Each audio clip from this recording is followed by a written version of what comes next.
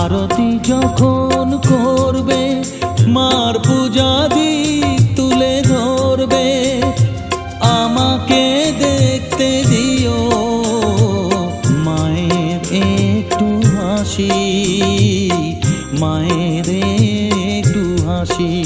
আমায় একটু জায়গা দাও মায়ের মন্দিরে বসি, আমি অনাহুত একজন